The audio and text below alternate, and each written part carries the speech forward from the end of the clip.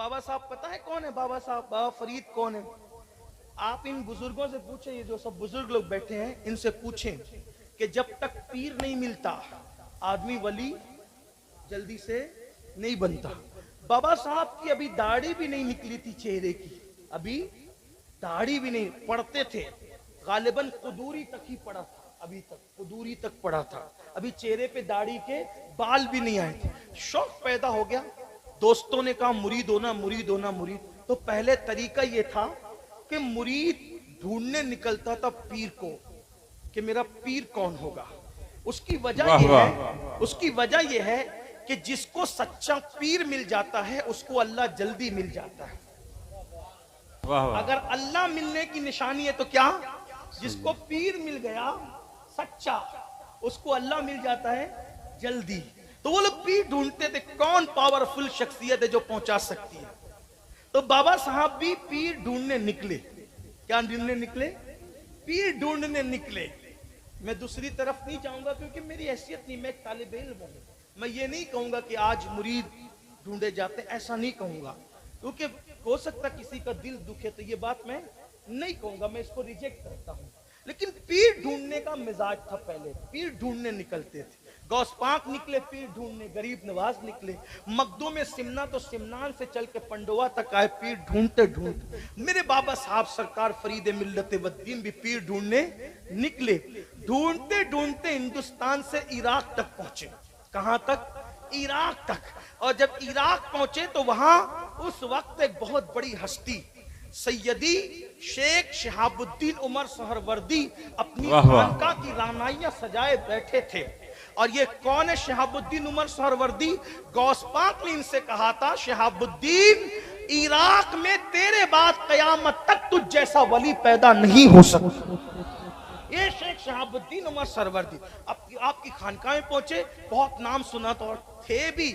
शेख शहाबुद्दीन उमर सरवर्दी क्या है? उनकी अवारिफुल मुआरिफ पढ़ करके पता चलता है कि शहाबुद्दीन सरवर्दी है कि चस्ती का नाम। और फिर गौस पाक जिसके बारे में कहे कि कयामत तक तुझ जैसा वली अब इराक में पैदा नहीं होगा, तो वो शहाबुद्दीन सरवर्दी क्या होंगे? उनकी खानका में पहुंचे तो खानकाओं के अंदर खाना खिलाना बहुत महबूब अमल समझा जाता है। गौस पाक कहते हैं मैंने नेकी के दफ्तर को उलट पलट कर देखा तो मैंने खाना खिलाने से बड़ी नेकी कोई नहीं देखी। ईमान के बाद सबसे ज्यादा पसंदीदा अमल अल्लाह को क्या है?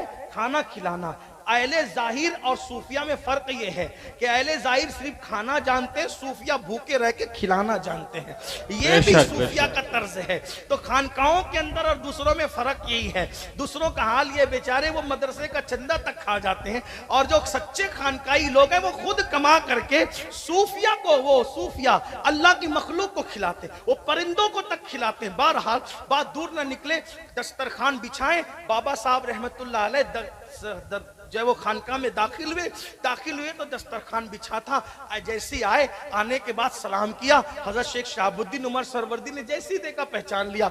इसलिए कि कहते हैं सपूत के पांव पालने में नजर आते हैं और जौहरी जौहर को जान लेता है। सुनार के लिए सोने को परखने में कोई टाइम नहीं लगता। अल्लाह और अल्लाह वालों को अल्लाह वाले को पहचानने में कोई टाइम, जैसी नजर पड़ी समझ गए फारूक आजम का बेटा है। बाबा फरीद फारूक आजम की औलाद में से है। हजरत फारूकी है बाबा फरीदुद्दीन गंजे शकर। अल्लाह अकबर। तो बाबा फरीदुद्दीन गंजे शकर को देख करके पहचान लिया, और जब पहचान लिया उस फारूकी को, फरमाया शहजादे क्यों आए हो? का हुजूर मुरीद होने के लिए पीर ढूंढते ढूंढते यहाँ तक आया कि आपसे मुरीद हो जाऊं। तो अच्छा अभी खाने का टाइम है, बैठो। जब सब बैठे कनीज आई और उसने हाथ धुलाना शुरू किया।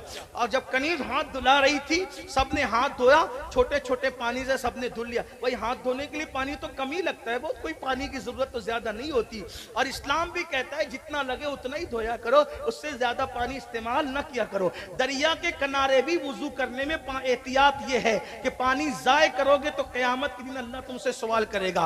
लोग ट्रकों पर, नलों पर और गाड़ियों पर आज लिख के लगा रहे पानी बचत कीजिए। मेरे नबी ने 1450 साल पहले पानी की बचत का ऐलान कर दिया। लोगों को जो 1400 साल के बाद समझ में आता है, आमिना का लाल 1450 साल पहले बयान कर दिया। अल्लाह अकबर। तो बहरहाल तो मुसलमानों को पानी की हिफाजत करना चाहिए। बहरहाल तो वो सब ने धोया। जब बाबा साहब की बारी आई, उम्र में सबसे छोटे थे, तो कनीज आखिरी में उनके पास आई।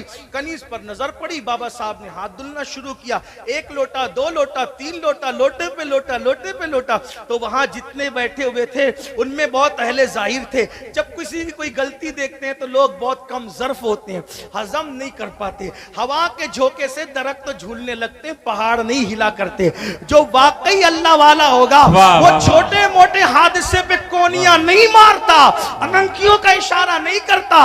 अल्लाह वाला जानता है कि गलती इंसानों से ही हुआ करती है और अल्लाह वाले इंसानों की गलतियों पे पर्दा डाला करते हैं।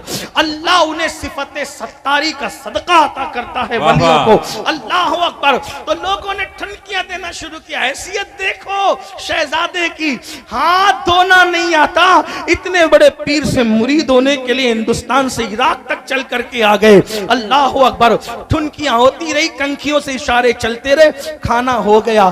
तो अब हाथ धुले तो बहुत मुख्तसर पानी। भाई खाने से पहले कम पानी लगता है कि खाने के बाद कम पानी लगता है? और खाने के बाद तो हाथ भरे होते, खाने से पहले तो नहीं होते। अगर ज्यादा लगना है तो खाने के बाद, लेकिन खाने के बाद कम धुला, खाने से पहले ज्यादा।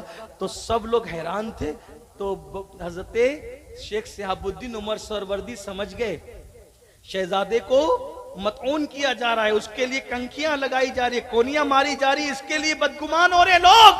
पर्दा उठा के बता दूं आने वाला कौन है। कहा शहजादे तेरा नाम क्या है? मेरा नाम मसूद है। मेरा नाम मसूद है। क्यों आए हो? मुरीद होने के लिए। मुरीद होने आए हो? शहजादे ये बताओ क्या तुम पढ़े लिखे नहीं? कि तालिब इल्म तो हूं,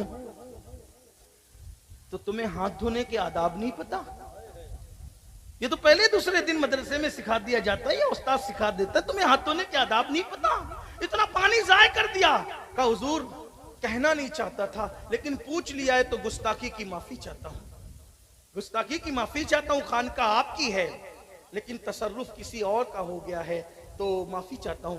बताऊं मैंने हाथ क्यों धुले? कहा हुजूर जब हाथ धुलाने के लिए कनीज आई ना, तो मैंने देखा तो उसकी पेशानी पे मेरी नजर पड़ी। उसकी पेशानी पे मैंने उसकी तकदीर पढ़ी, जहन्नमी लिखा हुआ था। मुझे ख्याल आया इतने बड़े पीर की खानका में ऐसे ऐसे उलमा की खिदमत करती है, मशाइख की खिदमत करती है, फिर भी जहन्नम में जाएगी। तो मुझे उस पर तरस आ गया, इतने बड़े पीर की खानका की कनीज जहन्नम में कैसे जाए? तो मैं हाथ नहीं धुल रहा था, मैं तो किसी की तकदीर धुल रहा था। वाह वाह सुभान अल्लाह। नारे तकबीर, नारे रिसालत, नारे रिसालत। निगाहे वली में वो तासीर देखी, बदलती हजारों की तकदीर। बेशक बेशक, वाह वाह। मैं तकदीर धुल रहा, जब तक धुल के चमकाना दिया धोता रहा। ये लोगों की नजर का धोखा है। हम पानी नहीं बल्कि किसी की तकदीर जगमगा रहे थे। तब हजरत शेख शहाबुद्दीन ने कहा अरे मुरीद होने से पहले तेरा ये आलम है, तो मुरीद होने के बाद तेरा क्या आलम होगा? इसलिए तेरा हिस्सा मेरे पास नहीं है। जा मेरा भाई दिल्ली में बैठा है, कुतुबुल अख्ताब कुतुबुद्दीन बख्तियार काकी, गरीब नवाज का जानशीन, उसी का मुरीद हो जा, तेरा हिस्सा उसके पास है। तुझ जैसा मुरीद उसी पीर के पास जाना चाहिए और वहां की रहनुमाई की। अब जब बाबा साहब पहुंचे तो फिर पीर से वो इश्क की बात, ये इश्क की चली। इश्क करते हो ना अपने बुजुर्गों से, मोहब्बत कर, इश्क किया। तो बाबा साहब के यहाँ पहुंच, बाबा कुतुब के यहाँ पहुंचे तो लोगों को जो पहले से पुराने थे ना, उनको थोड़े से यानी कि क्या कहूं उसको, जो पुराने थे उनको थोड़ी तकलीफ हो गई। हसद बुग़्ज़ वगैरह तो नहीं कह सकता क्योंकि वो पुराने मेरे बाबा कुतुब के मुरीद भी बड़े अजीम थे ना, लेकिन उनको तकलीफ हो गई। तकलीफ होती रहती है। हो गई तकलीफ क्या? ये फरीदुद्दीन, ये मसूद, ये बाबा कुतुब की जबान पे मसूद मसूद मसूद मसूद मसूद फरीद मसूद फरीद मसूद ही रहता है। हम इतने चिल्ले काटे, ये किए वो किए वो किए। लोगों ने बात भी की, हजरत ये फरीद से लोग जलते हैं, मसूद से लोग जलते हैं। बाबा कुतुब ने फरमाया उसको लोग जानते नहीं। ये सब लोग, तवज्जो, जुमले पे तवज्जो, ये सब आबिद लोग हैं। क्या ये जितने खानका में क्या है, बोले थक गए, क्या है?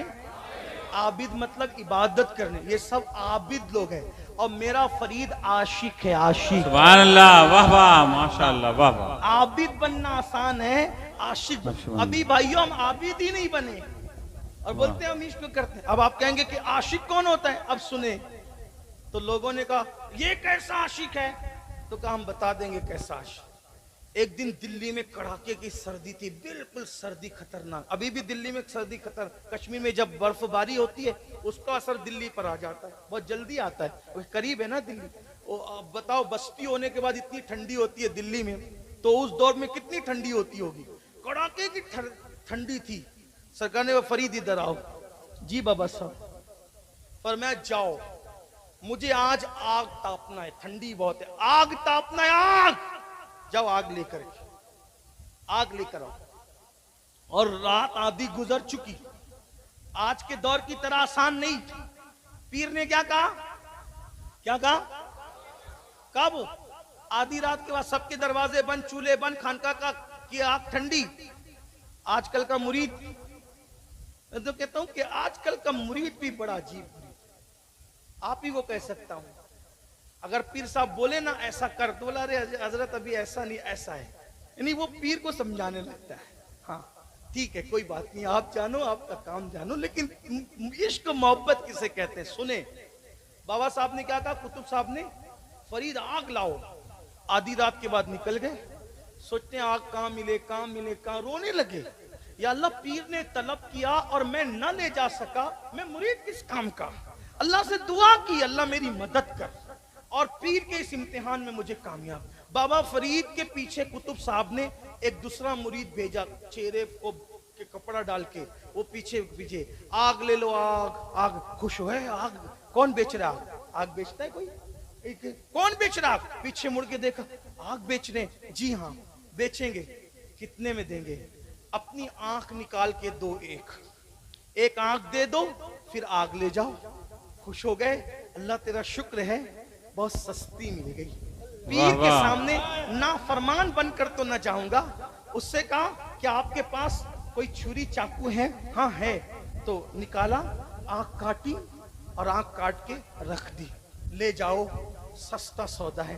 पीर की नाफरमानी तो न होगी, पीर की बात खाली तो न जाएगी, पीर की बात टाली तो न जाएगी। आंख पे पट्टी बांधी और पट्टी बांध कर खानका में पहुंचे। मुर्शिद आग हाजिर, आग दे दी। आग की तकलीफ आसान थी, लेकिन पट्टी बांधी।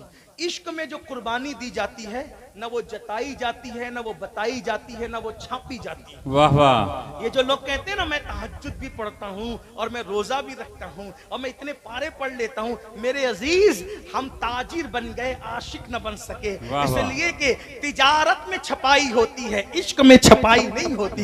इश्क में तो छुपाई होती है, यार जाने मैं जानूं और कोई ना जाने। वाह वाह, बहुत बेहतरीन, सुभान अल्लाह। आंख पे कपड़ा बांध लिया, किसी को खबर ना हो, अल्लाह अकबर। और फिर चले गए अपने कमरे में। मुर्शिद को आग की जरूरत क्या थी? सब लोग हैरान थे, हो क्या रहा है, हो क्या रहा है। बहरहाल अल्लाह अकबर, आपसे इतना पूछना चाहता हूँ मुसलमानों, बताओ कुतुबुद्दीन बख्तियार काकी की बात को न टाली न खाली जाने दी।